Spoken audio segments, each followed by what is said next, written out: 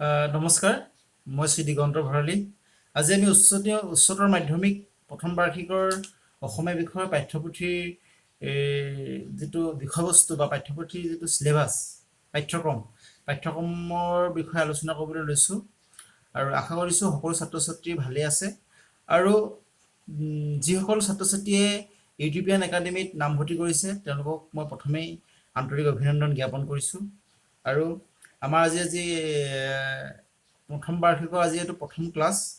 আৰু উচ্চতৰ মাধ্যমিক প্ৰথম বাৰ্ষিকৰ যিটো পাঠ্যক্ৰম বা চিলেবাছ আছে তাত আছে প্ৰথমে আছে নিৰ্বাচিত গদ্য, আৰু নিৰ্বাচিত গদ্যৰ পৰা আহিব 40 নম্বৰ মাৰ্কছ আহিব 40 নম্বৰ।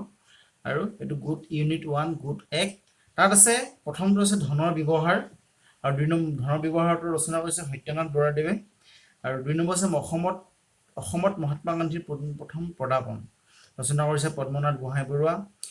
গৌৰৱ কালিৰাম মেধি। কিতাপৰ কথা প্ৰফুল্ল দত্ত গোস্বামী। কেম্ব্ৰিজৰ শিক্ষা ব্যৱস্থা আৰু শিক্ষানুষ্ঠান ডক্টৰ হীৰেণ গোহাঁই। অসমৰ পুৰণি খেল ধেমালি সুবোধ মল্ল বৰুৱা। এভাৰেষ্টৰ সপোন আৰু বিভীষিকা প্ৰণয় বৰদলৈ। আৰু এইকেইটা হৈছে নিৰ্বাচিত গদ্য। ইয়াৰ পৰা আহিব 8টা গদ্য আছে, 8টা গদ্যৰ পৰা আহিব 40 নম্বৰ। আৰু গুড 2 ইউনিট 2ত আছে চুটিগল্প। চুটিগল্প এটা আছে। চুটিগল্পৰ বিষয়বস্তু হৈছে বিয়াৰ প্ৰেজেণ্ট, আৰু এই চুটিগল্পৰ গল্পকাৰ হৈছে চৈয়দ আব্দুল মালিক। তাত আছে 7 নম্বৰ। আৰু গুড 3ত আছে নিৰ্বাচিত কবিতা, তাৰ পৰা আহিব 25 নম্বৰ। আৰু তাত কবিতাকেইটা আছে ৰাৱণক বিভীষণৰ সহজ উপদেশ, মাধৱ কন্দলী ৰচনা কৰিছে। বৰগীত জয় জয় যাদৱ শংকৰদেৱৰ। ধনবৰ ৰতনী লক্ষীনাথ বেজবৰুৱা।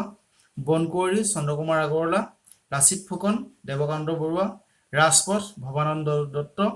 আৰু এখন চিঠি হেম বৰুৱা। ইয়াত 7টা আছে কবিতা, 7টা কবিতাৰ পৰা আহিব 25 নম্বৰ। আৰু গুড 4 ইউনিট 4 তাত নাটক আছে। নাটকখনৰ নাম হৈছে কুশল কোঁৱৰ, আৰু নাটকখন নাট্যকাৰ হৈছে উত্তম বৰুৱা। তাৰ পৰা আহিব 18 নম্বৰ। আৰু শেষত চমু ৰচনা আৰু ব্যাকৰণ আছে। চমু ৰচনা আৰু ব্যাকৰণৰ পৰা আহিব 10 নম্বৰ। আৰু ঠিক উচ্চতৰ মাধ্যমিকৰ প্ৰথম বাৰ্ষিকৰ যিটো অসমীয়া বিষয়ৰ পাঠ্যক্ৰম এনেধৰণৰ।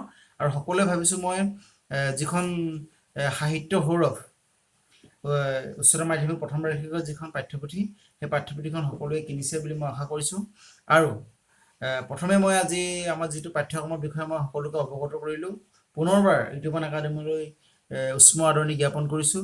আৰু ইয়াৰ পৰৱৰ্তী ভিডিঅ'ত আমি যিটো বিষয়বস্তু বা পাঠ্যপুথিৰ অন্তৰ্গত যিখিনি পাঠ, সেই পাঠসমূহ আলোচনা কৰিম। সকলোৱে সহায় সহযোগিতা আগবঢ়াব বুলি আশা কৰিছোঁ। ধন্যবাদ।